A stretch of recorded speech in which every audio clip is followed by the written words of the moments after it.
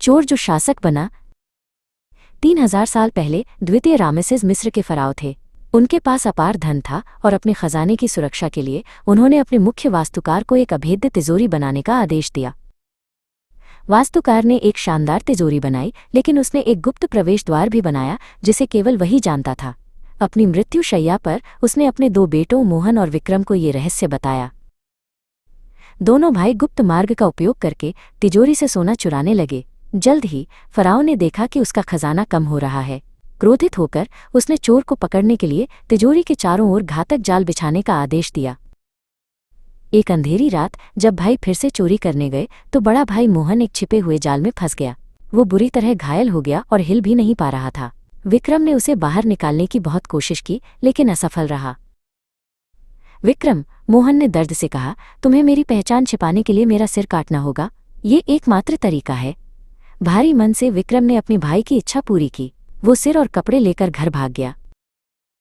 अगली सुबह फराओ ने सिर रहित शव को महल की दीवार पर लटका दिया और आदेश दिया कि जो कोई भी शोक मनाने आएगा उसे गिरफ्तार कर लिया जाए। भाइयों की मां ने रोते हुए विक्रम से अपने भाई का शव वापस लाने की भीख मांगी। विक्रम ने एक बूढ़े व्यापारी का भेष बनाया और शराब के 2 मर्तबानों के साथ गधे पर सवार होकर महल की दीवार के पास गया। उसने पहरेदारों को दयालुता का नाटक करते हुए शराब पिलाई, लेकिन एक मर्तबान में नशीला पदार्थ मिला हुआ था।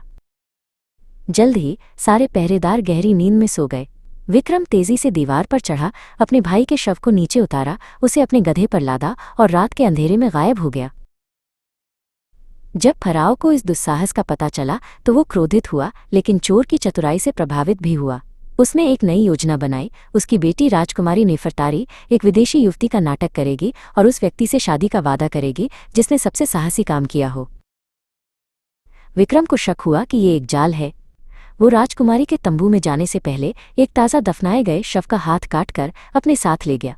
तंबू में उसने राजकुमारी को अपने सभी साहसी कारनामों की कहानी सुनाई। जब राजकुमारी को एहसास हुआ कि यही वो चोर है तो उसने उसे पकड़ने की कोशिश की। मुझे अपना हाथ दो, उसने आदेश दिया। विक्रम ने चतुराई से उसे मृत व्यक्ति का हाथ थमा दिया। जब उसने उसे पकड़ा और पहरेदारों को बुलाया, विक्रम अंधेरे में भाग गया।